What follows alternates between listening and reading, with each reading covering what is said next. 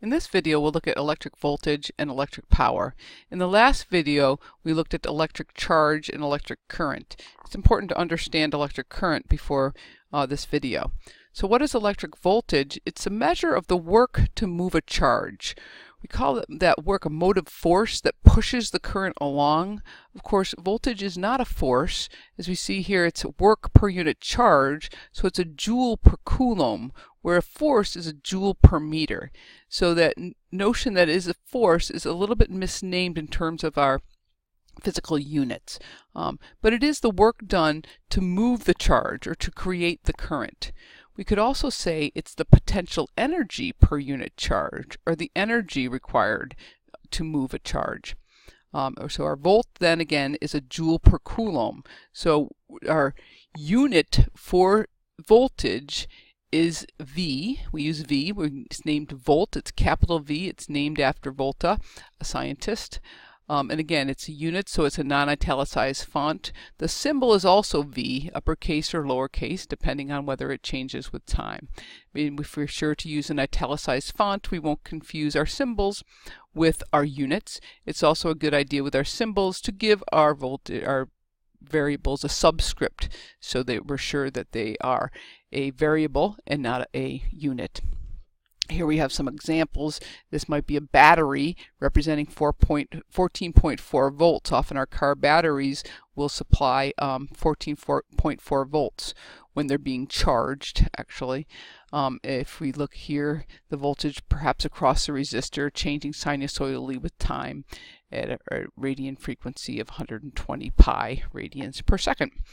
The analogy for DC currents, when we make an analogy of current and voltage, are often compared to currents in a river or water currents. So we say that current flow of electrons is analogous to water molecules flowing in a river down the side of a mountain.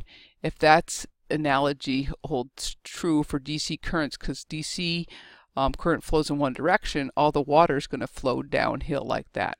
So our voltage then is analogous to the slope of the mountain.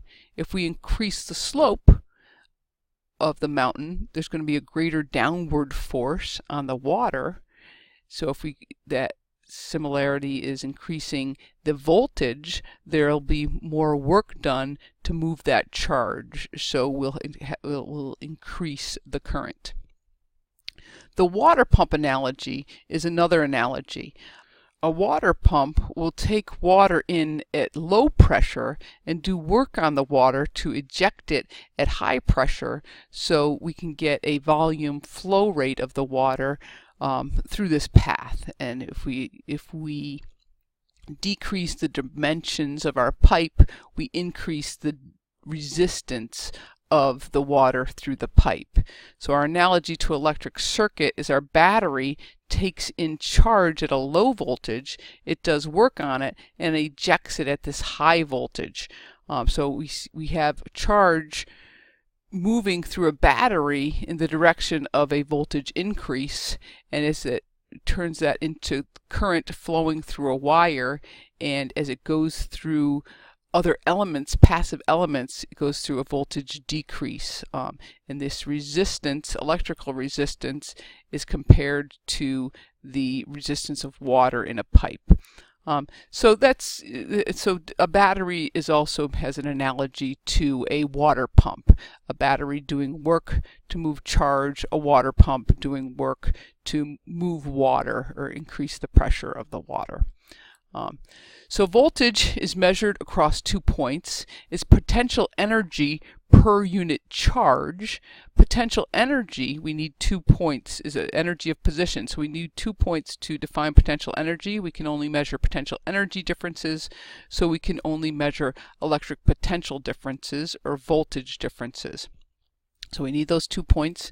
For example, in a battery, we have a positive reference and a negative reference. This is a circuit symbol for a battery.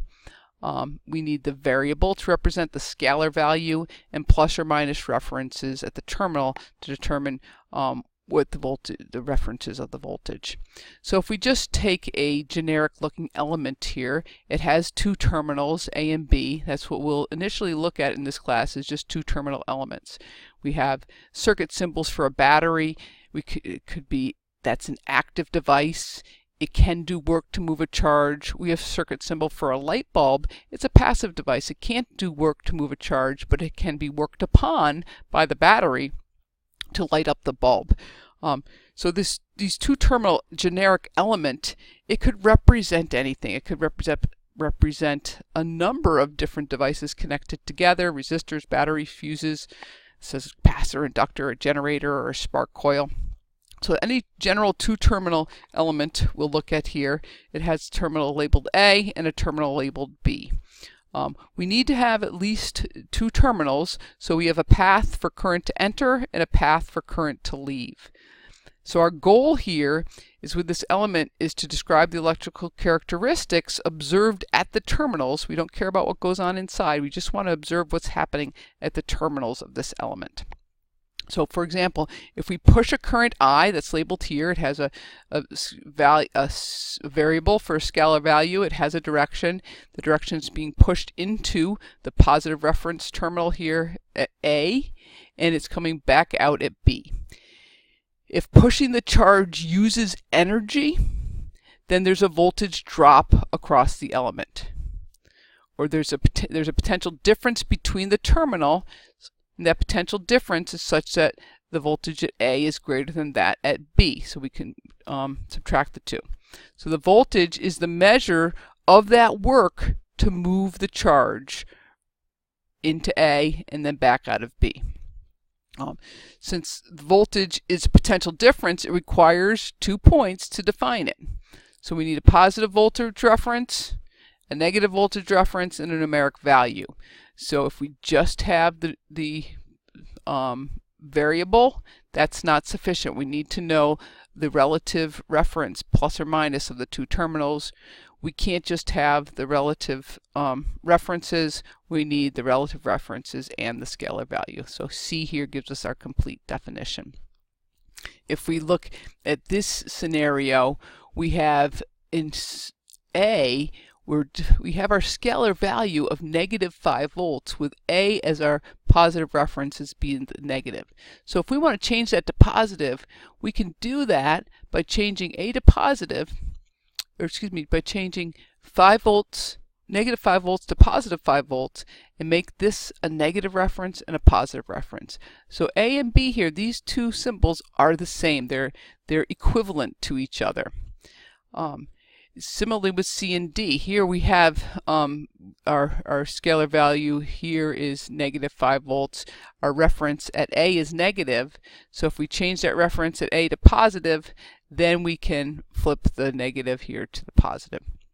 So A and B are the same, and C and D are the same. So we can have voltage but no current.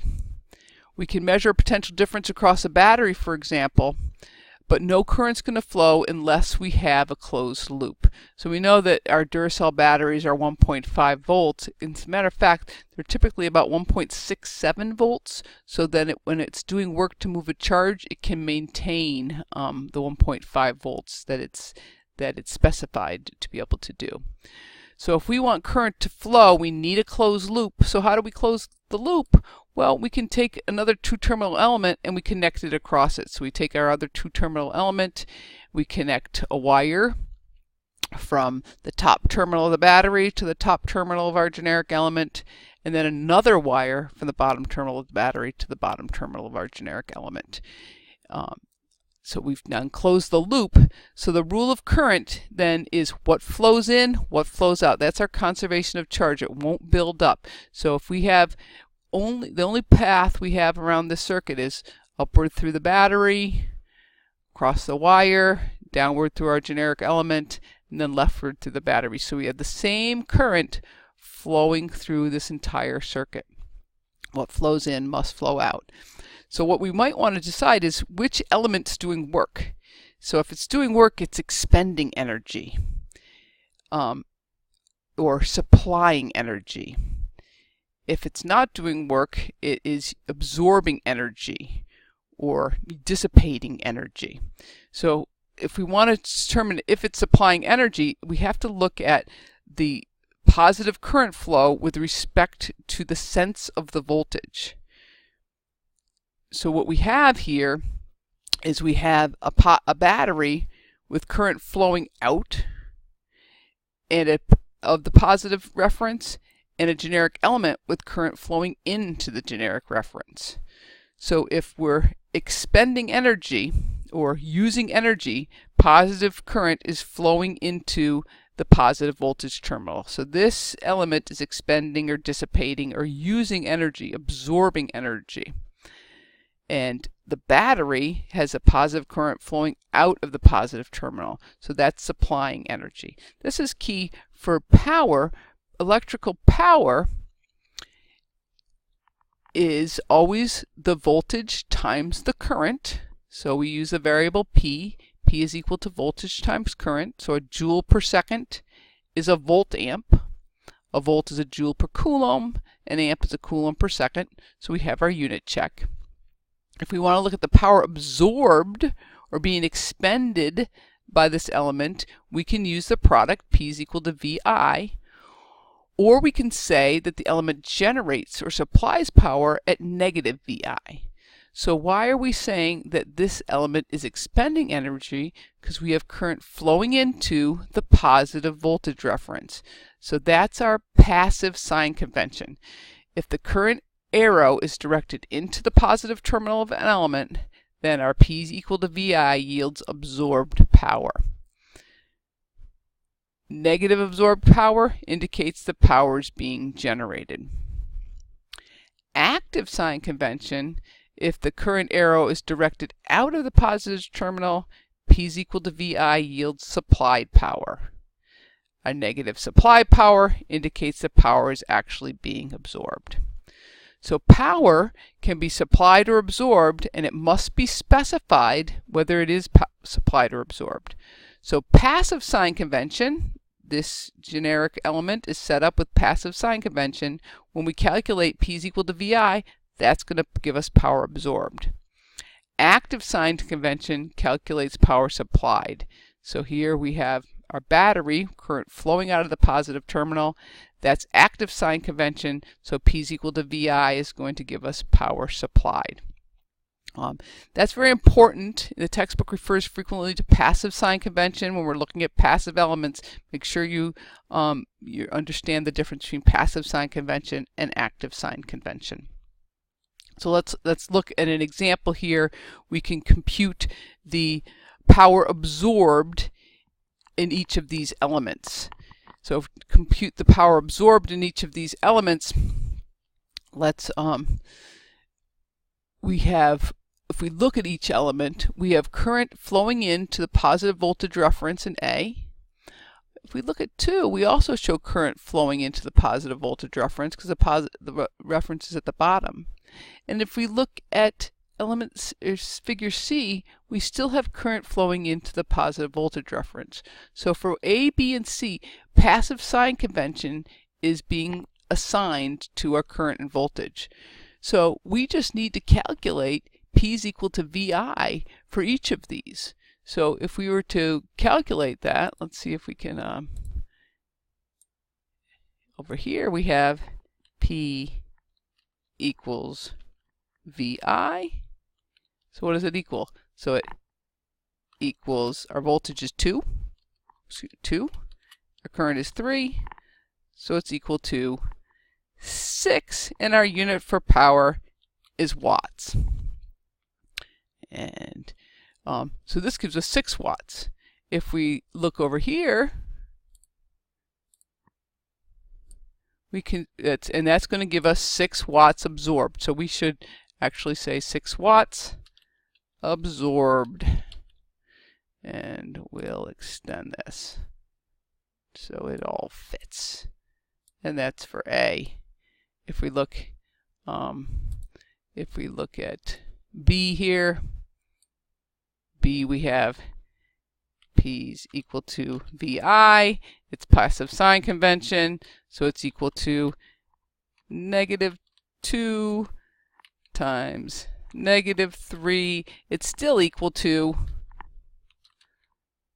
6 watts absorbed, right?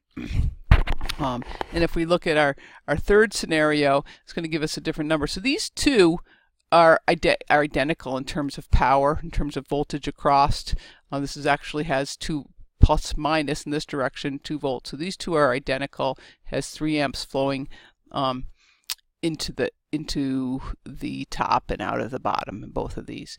If we look at C here, C is a little bit different. We have different numbers. We have 5 amps. So we still have passive sign convention. P is equal to VI. It's equal to 4 volts times negative 5 amps. So it's equal to negative 20 watts absorbed. So what does that mean? Negative 20 watts absorbed means this is actually supplying 20 watts of power. So we say that equals 20 watts supplied. All right, that's it for this video.